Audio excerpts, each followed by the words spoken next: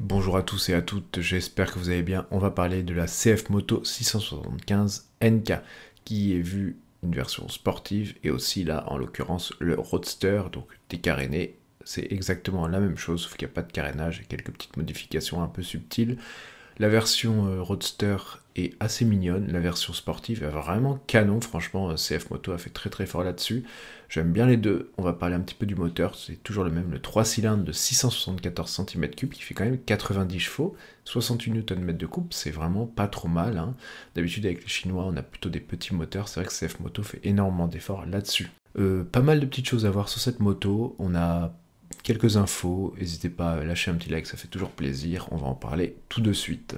Pour le modèle Roadster, du coup, il a un style très dynamique, assez moderne, hein, franchement, avec ce phare avant là et cette identité lumineuse qui part du bas, qui remonte sur le côté, ça lui fait un petit sourire, moi j'aime bien.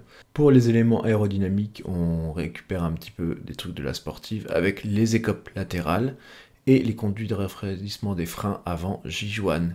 Ça fait un petit peu genre moto très sportive, alors qu'en vrai, je suis pas sûr qu'il y ait un grand intérêt sur ces roadsters, mais c'est plutôt sympathique à l'œil en vrai.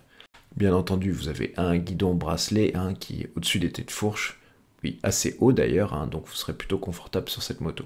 Pour le cadre, on est sur un cadre périmétrique en acier, suspension Kayaba, réglable entièrement, jantes de 17 pouces, hauteur de selle 810 mm, donc pas trop haut, pas trop bas, on est entre les deux, empattement de 1400 mm et le poids 189 kg.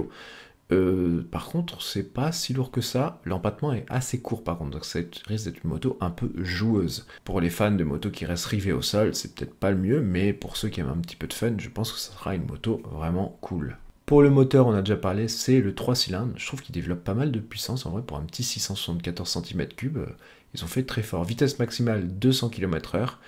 La puissance et le couple, on l'a déjà parlé, mais 89,7 chevaux exactement et 68 Nm de couple. Et franchement, c'est vraiment très bon pour un 3 cylindres de cette cylindrée-là. Ils ont fait très fort. Pour la vitesse de pointe maximale, on n'est que sur du 200 km/h, mais je pense que c'est dû à une démultiplication très courte, ou alors un bridage électronique, comme font pas mal de constructeurs. Après, c'est un peu dommage quand même qu'elle aille pas un peu plus vite, mais bon, dites-moi ce que vous en pensez. Le coloris est plutôt sympa, n'hésitez pas à vous abonner, à liker, je vous souhaite une bonne journée et à la prochaine pour une nouvelle vidéo. Bye bye.